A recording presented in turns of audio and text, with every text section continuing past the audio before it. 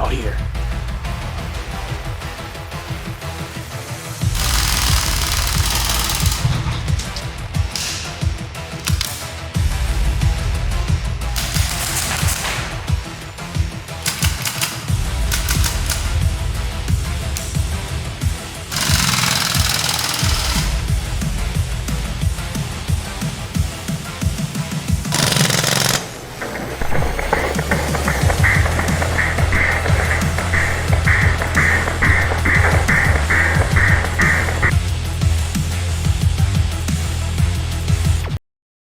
Plans to miniaturize the Uzi began almost immediately after the original Uzi was put into production in 1954.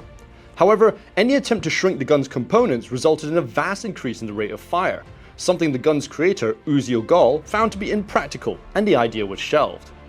However, when Israeli special forces started purchasing Mach 11s in the 70s, IMI quickly revived the idea and introduced the Mini Uzi in 1980.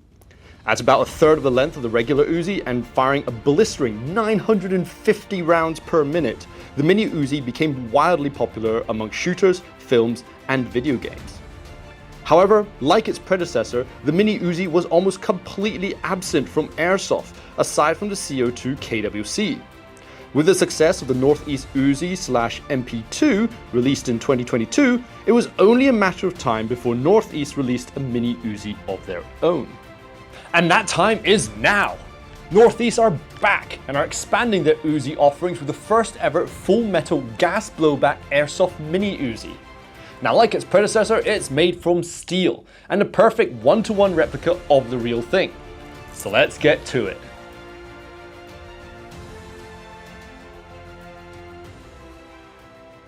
Now, to the untrained eye, this new Uzi might look like this old one I reviewed 3 years ago. But there are certain differences. The most obvious is the size. At 14 inches with the stock folded, the Mini Uzi is quite shorter and lighter than its predecessor. It also has a single piece side folding stock compared to the multi-hinge stock of the standard Uzi, and performance-wise, it has a noticeably higher rate of fire. Aside from that, components and the fire controls are remarkably similar. Externally, the Northeast Mini Uzi is what we expect. Absolutely incredible. Every metal component on the outside is made of stamped steel, just like the real thing, and comes with authentic looking IMI markings. Now, even the polymer handguard and grip is made of an old style plastic instead of the modern impact polymer of today's guns. The steel, however, is instead powder coated instead of parkerized like its predecessor. Not necessarily as realistic, and your fingerprints will easily show up. However, it does look really nice. Now, if you push this tab just above the barrel to unscrew the barrel retention ring, pull the whole barrel out, you get access to the rotary hop-up adjustment dial. Now, naturally, it's not very convenient to access, so do adjust your hop for your desired BB weight before a game. Now, just underneath the barrel, we have a bayonet mount. Now, why on earth would you need a bayonet on such a short gun? I don't know. However, we have found it is able to be compatible with this 98K replica bayonet we have right over here. So there we go, just in case you need it, which I don't recommend. On the top, we have a vertical charging handle with a nice grippy texture, with a groove that allows you to aim down the front and rear adjustable aperture sights. The rear sight can be flipped between two precision settings, with the smaller one having an aperture that frankly rivals the sights of assault rifles. Surprising for such a CQB-oriented gun. Over to the rear, and we have the single-piece side-folding wire stock. Pull it up and then out to extend it, and then the opposite to fold it back. Though the retention spring on the hinge is pretty stiff. It's not the most comfortable to aim, but the butt does have a bonus function when folded, enacting like a foregrip for where you want to hip fire with style. Now down over here we have the 3-position fire selector, going from safe, single, and fun mode. Directly underneath we have the trigger and the grip safety, so the gun will not fire unless the safety is being held down. The trigger is pretty basic, with a light take-up and a slightly mushy wall before releasing. Obviously not competition grade, but what do you expect from an open bolt gun? Now the grip safety though will impart a decent amount of pressure while holding, which might be an issue for players with smaller hands holding it for an extended period of time. The magazine is again full steel and holds 32 rounds just like the real thing, and is compatible with previous Northeast Uzis. And now for the price. At $430 the Mini Uzi is only $40 cheaper than the full-size Uzi, and seems expensive for an SMG. However, for a full stamped steel airsoft gun, it's actually a pretty reasonable price. So, the Mini Uzi's externals are unsurprisingly stunning, as one would expect from Northeast. But, how does it shoot? Let's head to the range and find out. And now for the Chrono. As usual, we'll be firing 0.2 gram BBs using green gas.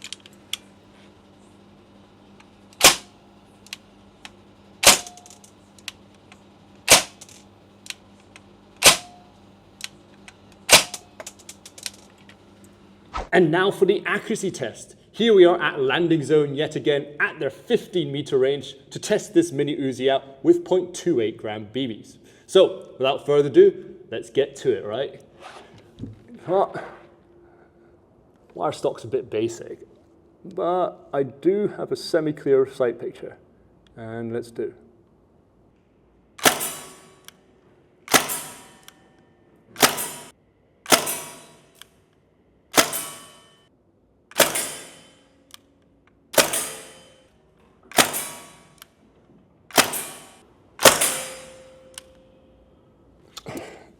Wow.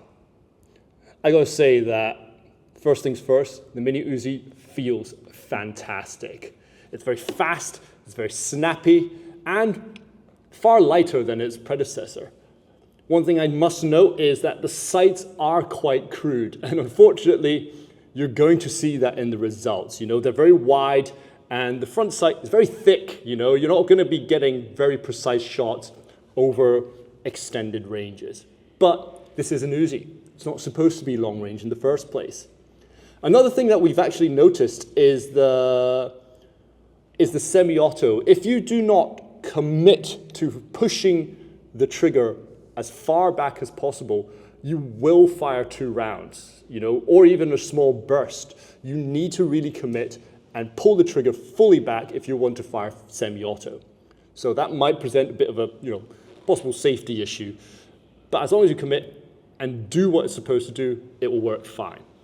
Overall, ergonomically, it's great. It's an open bolt gun, pull it back, fire away, and it's fine. You know, it's very, very, very snappy. On full auto, this thing is an absolute blur. It's great. One ergonomic issue, though, I found, is the grip safety. If you look over here, I've actually put a rubber band around it, and that's because I've been firing this thing all day. And over time, the grip safety exerts a significant amount of pressure on your grip. So I found after like shooting several hundred rounds and holding it constantly for the camera, I've actually found my grip loosening. And sometimes, even when I'm holding it tightly, the grip safety sometimes engages, especially on full auto. So here's a bit of a handy sort of makeshift solution that you should probably do. But this is also an issue that came with the real thing. You know, grip safety is a part of an archaic military requirement that isn't shown on guns these days, but it was back then. So it is as accurate as you can get to the real Uzi. So I can't really complain about there. Other than that, performance-wise and skirmishability, it functions great. It feels great. It feels wonderful. The accuracy, as you will see, well, that's down to both ergonomic and possibly performance issues. I mean, performance issues itself, internally, the BBs are going straight.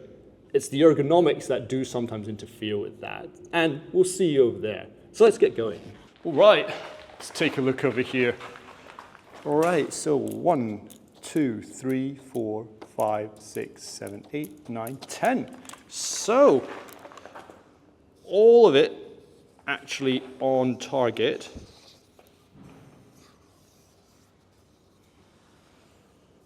Which is quite impressive. As I mentioned before, the sights are a bit crude, you know, even on the highest setting, they're not going to be very precise, especially with the thickness of this front sight. But this is not a long-range gun. This is actually a very, very effective short-range PDW, and it works great for what it's designed for. As I mentioned overall, feels great, feels fantastic, and full auto is absolutely insane. And it skirmishes well as well. In fact, I'd actually say that in terms of skirmishability and speed, it is far better than its predecessor, the Uzi full size. And I cannot actually recommend it enough. It is really, really nice.